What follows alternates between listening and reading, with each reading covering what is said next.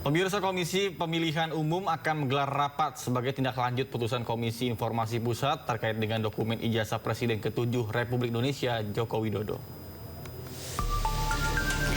Pemirsa, putusan KIP yang mengabulkan gugatan Bonatua Silalahi terkait dokumen ijazah Jokowi memaksa KPU membuka ke publik riwayat pendidikan Jokowi. KPU pun menyebut akan menggelar rapat sebagai tindak lanjut putusan KIP meski saat ini KPU belum menerima salinan utuh putusan tersebut.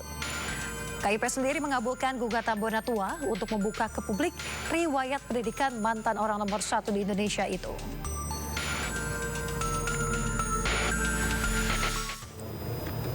Pemirsa, sebelumnya Komisi Informasi Pusat mengabulkan permohonan sengketa informasi yang diajukan oleh Bonatua Silalahi terhadap Komisi Pemilihan Umum. Ya, putusan ini mewajibkan KPU memberikan salinan ijazah Joko Widodo yang digunakan sebagai syarat pencalonan saat pemilu presiden.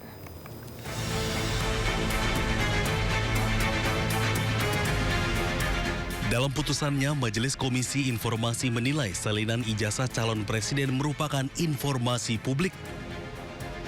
Selain itu, majelis menyatakan informasi tersebut berkaitan langsung dengan posisi seseorang dalam jabatan publik, sehingga tidak termasuk informasi yang dikecualikan sesuai Undang-Undang Keterbukaan Informasi Publik.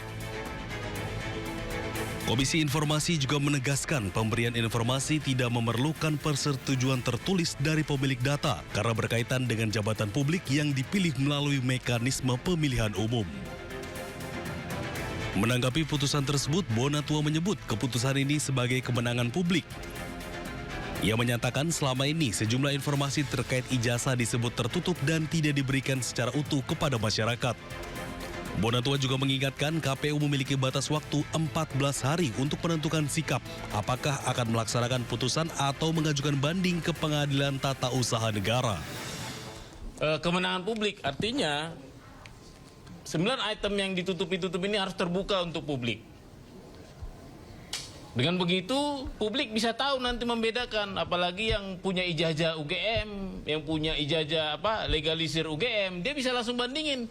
Punya saya tanda tangannya kok sama, atau kok beda, kok dekannya ini tanda tangannya begini, itu nanti akan dibukakan semua ya, yang 9 item ini.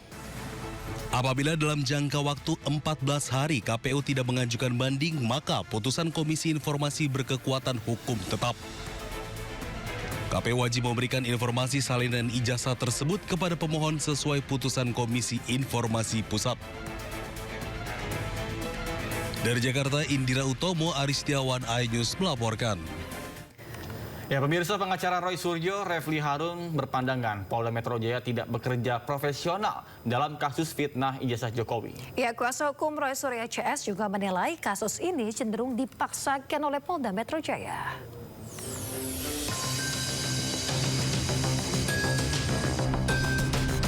Roy Suryo CS merespon pelimpahan berkas perkara yang dilakukan oleh Polda Metro Jaya ke Kejaksaan.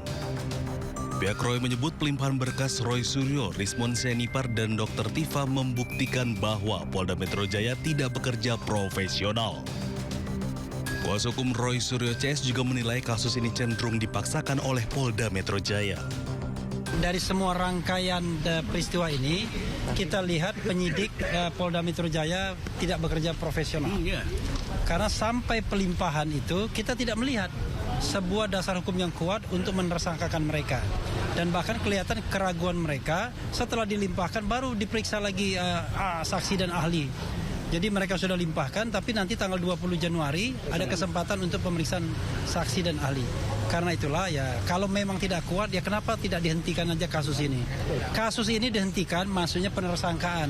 Tapi pengungkapan bahwa ijazah itu asli atau tidak, harusnya itu dibuat terang kepada masyarakat Indonesia melalui citizen lawsuit di Solo itu. Atau barangkali ada gugatan Pengadilan Tata Usaha Negara dan lain sebagainya. Melakukan upaya untuk menghadirkan. Sebelumnya, Polda Metro Jaya menyerahkan berkas Roy Suryo, Rismon Sianipar, dan Dr. Tifa ke Kejaksaan. Penyerahan itu terkait kasus tudingan ijazah palsu Joko Widodo.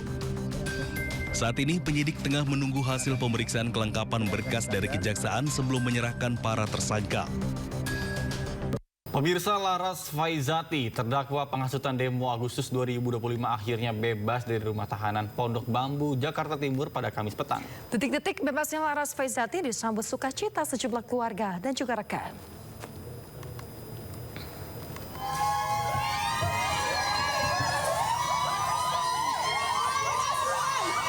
Pemirsa, pada Kamis petang, Laras Faizati akhirnya menghirup udara bebas dari rutan Pondok Bambu, Jakarta Timur.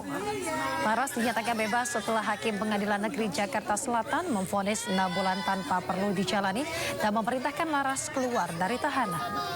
Usai bebas, Laras Faizati mengaku bersyukur dirinya bisa bebas setelah 5 bulan ditahan di rutan Pondok Bambu, Jakarta. Meski demikian, pemirsa, Laras berharap kasus yang menimpa dirinya bisa menjadi pelajaran agar tidak ada lagi orang lain yang mengalami kasus serupa. Dan aku juga ingin mengirimkan solidaritas untuk semua teman-teman yang masih menghadapi persidangan dan masih meraih keadilan. Semoga Allah mudahkan jalan teman-teman semua untuk mendapatkan keadilan. Dan semoga kasus aku hari ini akan menjadi refleksi negara ini agar kedepannya akan ada ruang lebih besar untuk perempuan bersuara dan tidak akan ada laras-laras lainnya yang dikriminalisasi. Alhamdulillah ya Allah, anakku kembali dengan selamat ya Allah. Semoga kedepannya tetap tidak selamat. kurang suatu apapun ya Allah. Ya Allah. 5 bulan yang sangat roller coaster kehidupan saya. Ya karena terus terang ya di Jawa Timur ada yang meninggal. Jadi ini kan suatu. Ya alhamdulillah, bersyukur banget keluar dengan selamat. Ya, pemirsa, Majelis Hakim Pengadilan Negeri Jakarta Selatan menjatuhkan vonis Laras Faizati dengan hukuman pidana selama 6 bulan penjara atas kasus penghasutan membakar gedung Mabes Polri dalam demo akhir Agustus lalu. Ya, namun Hakim memerintahkan agar Laras dibebaskan.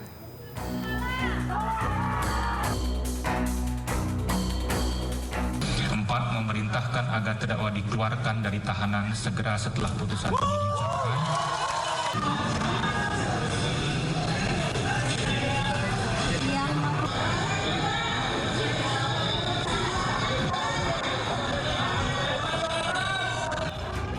Mantan pegawai ASEAN Interparliamentary Assembly Laras Faizati Hairunisa divonis 6 bulan penjara. Laras dinyatakan terbukti menghasut publik lewat media sosial dalam rangkaian aksi demo ricuh pada akhir Agustus 2025 lalu.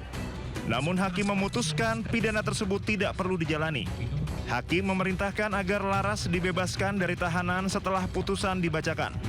Namun Laras dijatuhi pidana pengawasan selama 1 tahun untuk tidak kembali melakukan tindak pidana.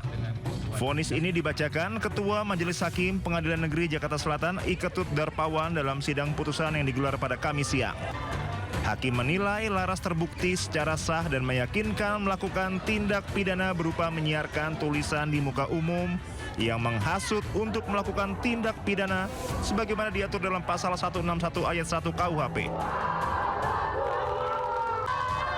Sebelumnya, Laras Faizati ditetapkan menjadi tersangka buntut hasutan membakar gedung Mabes Polri Jakarta saat aksi unjuk rasa akhir Agustus 2025. Dari Jakarta, Den Helmi Sajangbati Anyus melaporkan.